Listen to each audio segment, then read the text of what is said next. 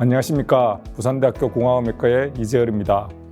하관면 성형제거내과학회와 함께하는 수요 세미나에서 발표를 할 수 있게 되어 영광으로 생각합니다. 제가 오늘 발표할 내용은 임플란트 식립을 위한 자가 블락볼을 이용한 치조골 증대술에 관한 내용입니다. 결론부터 말씀드리자면 외래 베이스의 환경에서 치조골 증대술이 필요한 경우 자가 블락볼을 항상 사용할 수도 항상 사용할 필요도 없지만 치아 한두 개 크기의 경우 외래에서도 충분히 사용이 가능하고 더 많은 양이 필요한 경우 적절한 시설이 갖추어진 병원으로 의뢰를 한다면 환자한테 더 좋은 치료 옵션을 제공할 수 있다는 것입니다. 환자에 따라서 발치 후 치조골의 흡수 양상은 다양하게 나타납니다.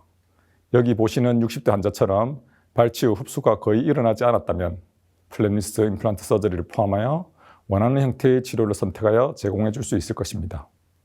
이 환자의 경우 경제적인 이유로 하악은 임플란트 고정식 보철로 상악은 일단 총액치로 치료를 하였지만 차후에 상악도 언제든지 고정식 보철로 진행을 할 수 있을 것입니다.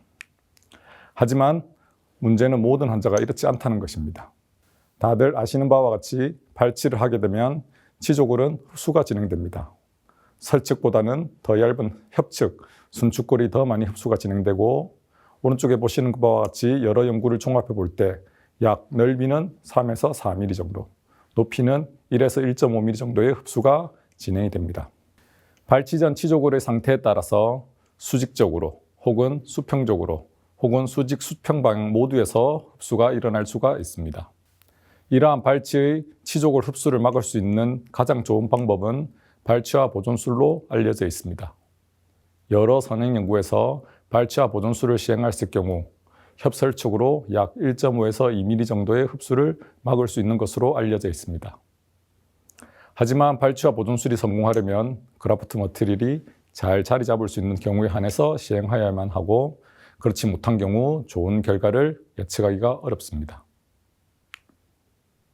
실제 임상에서는 발치와 보존술을 시행하기 어렵거나 이미 발치가 되고 치조골이 흡수된 상태에서 내원하는 환자가 훨씬 더 많습니다. 그림에서 보는 바와 같이 임플란트 식립을 하기에 협측골이 부족하거나 오른쪽처럼 발치 치료를 후에 수직적으로 혹은 수평적으로 많이 흡수가 된 상태로 임플란트 식립계에게 많은 어려움을 주기도 합니다.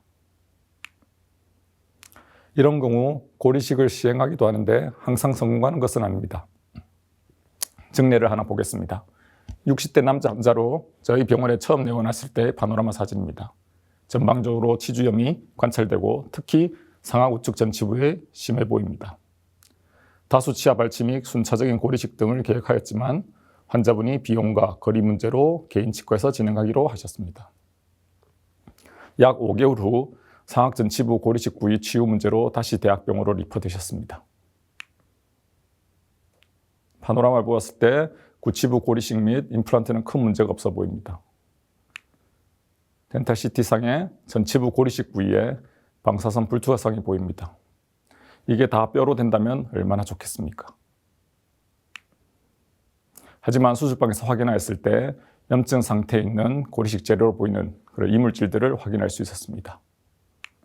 이것을 다 제거되었을 때 얇은 구개측 뼈만 남아있는 것을 볼 수 있습니다. 이후 충분한 치유 기간을 주고 순차적으로 블록골을 이용한 고리식과 임플란트의 식립을 시행하였습니다. 이 환자의 경우 왜 고리식 재료가 뼈로 바뀌지 못하였을까요? 아마도 고리식의 성공을 위한 조건을 충족하지 못했을 것입니다. 흔히 패스 원칙이라고 부르는데요. 고리식이 성공하려면 1차적으로 구강 내로 노출이 되지 않도록 잘 봉합이 이루어져야 합니다. 두 번째는 혈관 생성이 잘 일어날 수 있는 건강한 수요부 환경을 만들어줘야 합니다. 다음은 원하는 양의 뼈가 생길 수 있는 공간을 잘 유지해줘야 하고 마지막으로 이식된 재료가 움직이지 않고 잘 자리를 잡아야 합니다. 아마도 앞에서 본 환자의 경우 필요한 만큼의 공간 유지가 잘 되지 않았고 이식제의 움직임이 있었을 가능성이 높습니다. 물론 1차 봉합이 잘 이루어지지 않았을 수도 있겠습니다. 현재 시중에는 다양한 고리식제들이 나와 있고 사용 중에 있습니다. 자가골을 비롯해서 동종골, 이종골, 합성골, 혹은 성장인자까지 각각의 장단점을 가지고 있습니다. 하지만 나는 무조건 동종골 혹은 나는 무조건 이종골, 이러한 접근은 좋지 못하다고 생각합니다.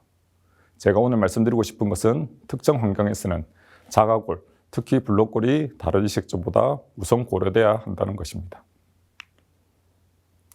고리식제가 들어가면 초기 혈병 형성부터 유과조직 형성을 거쳐 골조직 형성과 리모델링 과정을 거칩니다. 이때 골조직은 이식된 골에서부터 뼈가 생기는 골 형성, 그리고 조골세포의 분화를 유도하는 골유도, 스캐폴드 역할을 하는 골전도의 과정을 통해 만들어지게 됩니다. 동종골을 포함하여 대부분의 고리식제는 골조직이 주변에서 자라 들어갈 수 있는 뼈대, 즉 골전도를 통해서 뼈가 만들어지도록 합니다. 유일하게 자가골만이 골전도, 골유도, 골형성 능력 모두를 가지고 있고 아직까지 고리식제의 골든스탠다드로 여겨집니다.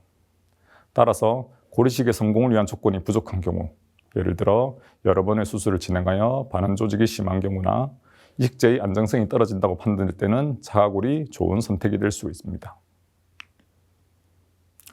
국소적으로 치조골이 결손되어 있는 환자에서 그 결손 형태가 열계형인 경우는, 즉 3월 디펙트인 경우 비흡수성 차폐막이나 자가골, 이종골 등 어떠한 방법을 사용하든지 결손부가 차는 양이라든지 임플란트 성공률은 차이가 없는 것으로 알려져 있습니다. 하지만 국소적 결손부가 수평적으로 전체적으로 부족한 경우, 자가 블락골을 사용한 경우가 그 외의 이식제를 사용했을 때보다 증대되는 치조골의 양도 많고 추가적인 고리식의 필요성도 적으며 합병증도 적은 것으로 보고되고 있습니다.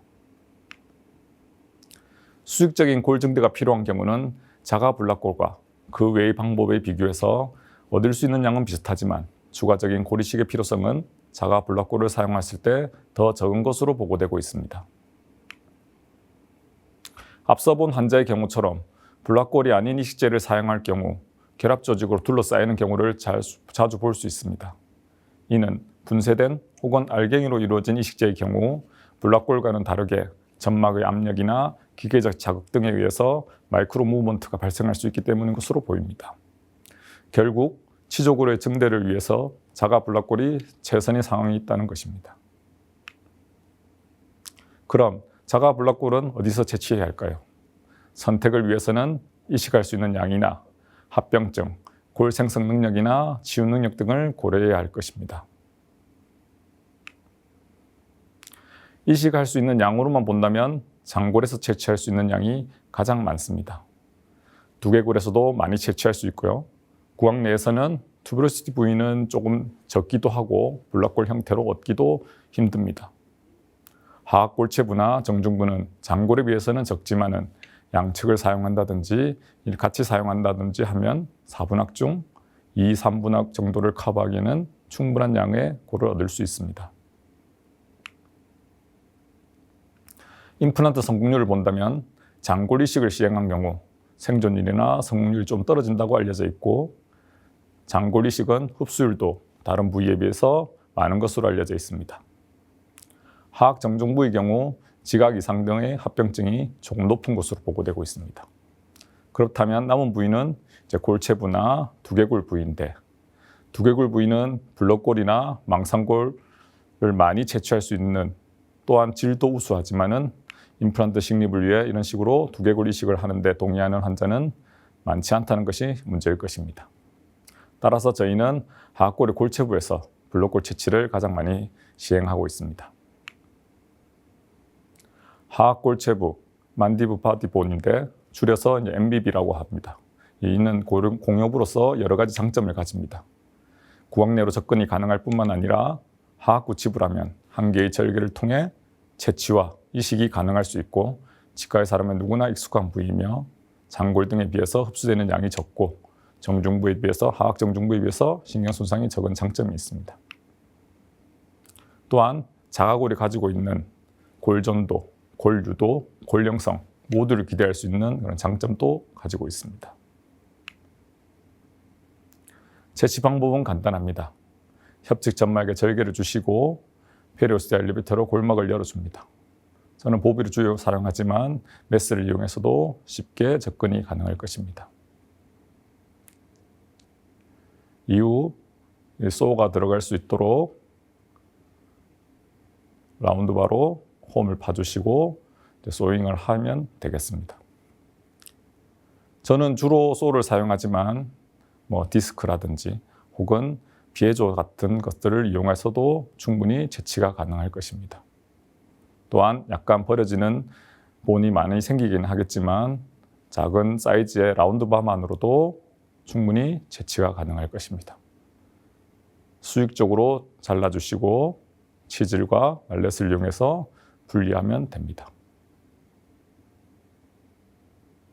이후 동법에 따라서 봉합을 실시하면 재치가 마무리되게 되겠습니다.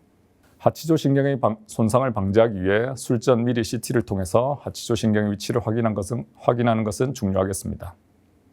무치하 관자에서 주로 MBB를 채취하는 부위인 제1, 제2 대구치 부위에서 하치조 신경부터 협측 피질골까지는 약 4-5mm 정도 가량 되기 때문에 약 2.5mm 정도의 피질골만 채취한다는 느낌으로 접근하면 신경이 손상되는 경우를 막을 수 있을 것입니다. 채취한 MBB 중 블락골 형태로 사용할 부위를 제외하고 본 크러셔나 론저 등을 이용해서 분쇄하면 블록골과 이식하는 부위 사이의 갭을 메울 때 사용할 수 있습니다. 버려지는 양이 적도록 적절한 양을 채취하는 것이 좋겠습니다. 고정은 스크루를 이용해서 시행하고 가능한 블락골과 이식되는 부위에 컨택 부위를 넓게 하는 것이 중요합니다. 분쇄된 골로 나머지 빈자리를 채워주게 됩니다. 블록골 자체는 이 자폐막이 필요 없을 수 있지만 분쇄골 및 수술 부위의 보호를 위해 흡수성 자폐막을 위치시켜 줍니다. 저 같은 경우에는 임플란트 식립 시 어차피 스크루 제거를 위해 다소 넓게 절개를 열어야 하기 때문에 흡수성 자폐막 중에서도 지속기간이 다소 긴 자폐막을 선호합니다. 이후 수평 메프트리스 봉합을 포함하여 긴장 없는 봉합을 시행합니다. 물론 수요부를 준비할 때 미리 골막에 릴리징 인시전을 주어서 1차 봉합이 가능하도록 합니다. 자가 블락골을 이식한 몇 가지 증례를 보시겠습니다. 30대 여성 환자분이셨습니다. 특히 치조골의 흡수가 심했던 상악전 치부를 포함하여 전반적인 치주 상태가 좋지 않아 다수의 발치를 동반한 치료가 추천되었지만 환자분께서 가능한 치아를 보존한 상태로 치료를 진행하기 원하셔서 상악전 치부만 발치를 진행하고 교정 치료와 치유 치료 동반하여 치료를 진행하였습니다. 오른쪽은 임플란트 식립을 위해 본가로 내원했을 때의 모습입니다. 협설측으로 흡수가 심해 많은 양의 치조골 정대가 필요한 상태입니다. 독법에 따라 MBB를 이용하여 치조골 정대수를 시행하고 봉합하였습니다. 약 4개월 후 협설측으로 증가된 치조골의 모습을 볼 수 있습니다. 임플란트 식립 당시 21번은 좋지 않아서 발치를 진행하였지만 나머지 부위에 임플란트 식립하는 데는 어려움이 없었습니다. 현재 보철까지 마무리하고 경과관찰 중에 있습니다. 블록골로 MBB를 주로 사용하지만 하악정중부도 가끔 사용하고 있습니다. 특히 하악전치부 수평골 이식 시 정중부 블록골을 이용하면 특별한 조작 없이도 콘터가 딱 맞게 나오는 경우가 있습니다. 다만 정중부의 경우 환자에 따라서 피질골 두께가 다양한 경우가 많아서 미리 CT상에서 확인이 필요하겠습니다. 너무 피질골이 두꺼운 경우 MBB보다 오히려 조작하기가 힘든 경우가 있습니다. 수직골 정대입니다. 수직골 정대는 골 이식 중에 임상적으로 난이도가 가장 높은 경우가 아닌가 생각합니다. 하지만 왼쪽에 나와 있는 이 환자처럼 상악동 거상술만 시행하고 임플란트만 식립한다면 보철물의 길이가 많이 길어지고 임플란트를 유지 관리하는 데 어려움이 많을 것입니다. 따라서 상악동 거상술과 더불어서 MBB를 이용한 수직골 정대를 같이 시행하였습니다. 수루 파도나마 사진입니다. 약 4개월 후의 모습입니다. 수직골 정대의 경우 흡수량이 수평골보다는 조금 더 많은 경향이 있는 것 같습니다. 이후 임플란트를 식립하고 보철을 진행하였습니다. 또 다른 수직골 정례를 보겠습니다. 50대 남성 환자로 호프리스한 치아를 발굴하고 나니 상악 전방부의 수평골 소실, 상악 좌측의 수평, 수직골 소실을 보이고 특히 하악 전방부에 심한 골결손을 보이는 환자였습니다. 이런 상태로 임플란트를 식립한다면 좋은 형태를 기대하기 어려울 것입니다. 따라서 양측의 MBB를 이용하여 상악골에는 수평, 수직골 증대술을 시행하였고 하악 전칩의 경우 온네이 방식으로 시행할 경우 고정하기가 힘들고 노출의 위험이 있어서 골절단을 하방에 시행하고 그 사이에 MBB를 끼워 넣는 샌드위치 테크닉을 이용하여서 고리싱을 시행하였습니다. 약 4개월 후 치유가 잘 된 것으로 관찰되었고 임플란트 식립 시 골초가 잘 일어나서 임플란트를 원하는 위치에 식립할 수 있었습니다. 현재 약 7년 넘게 잘 사용하고 계십니다. 연조직 처치입니다. 치주염이나 임플란트 주위염으로 발치나 임플란트를 제거하면 골소실뿐만 아니라 연조직 자체도 같이 줄어들게 됩니다. 사진은 50대 여성 환자로 이전 임플란트 식립 후에 임플란트 주위염으로 임플란트를 제거하고 다시 임플란트 식립을 위해 내원하였습니다. MBB를 이용하여 수직골 증대를 시행하였고 약 4개월 후에 약간의 흡수 양상을 보이지만 임플란트를 식립하기 위해서는 충분한 골을 얻을 수 있었습니다. 하지만 리징 인시전을 시행해서 1차 봉합을 시행하였기 때문에 적절한 베스티뷴의 형태를 얻을 수가 없었습니다.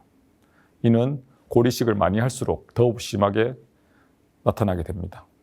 이런 상태로 그냥 보초를 진행하게 되면 유지 관리에 어려움이 따를 수밖에 없습니다. 따라서 이 환자의 경우 구개부에서 점막을 채취해서 지연이식을 시행하였습니다. 또 다른 환자로 외상으로 인해서 하악 전치부의 치아 상실 및 순측 치졸골 및 지연이 소실된 환자였습니다. 하악 골절에 대한 수술을 시행하였고 점막의 치유는 잘 이루어졌지만 임플란트 식립하기에는 수평적으로 골이 매우 얇은 상태였습니다. MBB를 이용하여 수평골 증대를 시행하였습니다. 치족을 높이는 증가했지만 그 가치에는 더욱 부족한 상태가 되었습니다. 따라서 임플란트 식립 후 따로 FGG를 시행하였습니다. 아주 심미적으로 만족스럽진 않지만 유지관리만 잘한다면 오래 사용할 수 있을 것으로 기대합니다. 블록골을 사용할 만큼 많은 양의 고리식이 시행된다면 연조직의 형태 및 각하치연 등의 양을 고려하여서 적절한 연조직의 처치가 이루어져야 할 것입니다. 구강 내 블록골을 이용한 자가골 이식은 흡수가 잘 되지 않는 경향이 있습니다만 환자에 따라서는 흡수되는 양이 다르게 나타날 수 있습니다. 많이 흡수되는 경우에는 약 1-2mm 정도의 흡수가 일어나기도 합니다. 저희 교실에서 예전에 그로스하게 조사해 보았을 때 블록골의 경우 이식된 부피의 약 7-80%가량이 잔존해 있는 것으로 보고한 바 있습니다. 약 20-30% 정도가 흡수된다고 생각하고 약간 오버 코렉션 하는 것을 추천합니다. 공요부의 지우를 살펴보면은 MBB 채취 전과 골 채취 직후 그리고 임플란트 식립하기 위해서 4개월 후에 CT를 찍어서 3개의 CT 데이터를 중첩해 보았을 때 MBB를 채취한 자리는 약 35% 정도의 골이 재생되는 것을 관찰할 수 있었습니다. 크레스탈 쪽이나 인피럴 보도 쪽이냐 하는 위치에 따른 차이는 없었습니다. 본 연구에서는 수루 4개월째만 조사했는데 실제로 예전에 채취한 부위에서 다시 채취하는 경우도 있기 때문에 1년 이상 경과하면 더욱 재생이 많이 이루어질 것으로 생각합니다. 합병증입니다. 합병증이 흔하지는 않지만 모든 수술이 그렇듯이 블록골 이식도 아무런 합병증이 없을 수는 없습니다. 감염이나 수술부에 노출 등이 일어날 수 있고 그런 경우 골이식 실패로 이어지기도 합니다. 수술 원칙을 지키고 감염이 일어나지 않도록 하는 것이 수루 합병증을 줄이는 방법이라고 생각합니다. 결론입니다. 구강 내 자가골은 치조골 증대술의 좋은 재료가 될 수 있습니다. 자가 블록골 이식은 높은 성공률을 보이는 다양한 상황에서 사용될 수 있는 치조골 증대 방법입니다. 끝으로 서두에서 말씀드린 바와 같이 모든 치조골 증대술에 자가 블록골을 사용할 필요도 없지만 환자에게 더 나은 치료법을 제공하는 데는 필요한 경우도 있다는 말씀을 끝으로 전해드립니다. 경청해 주셔서 감사합니다.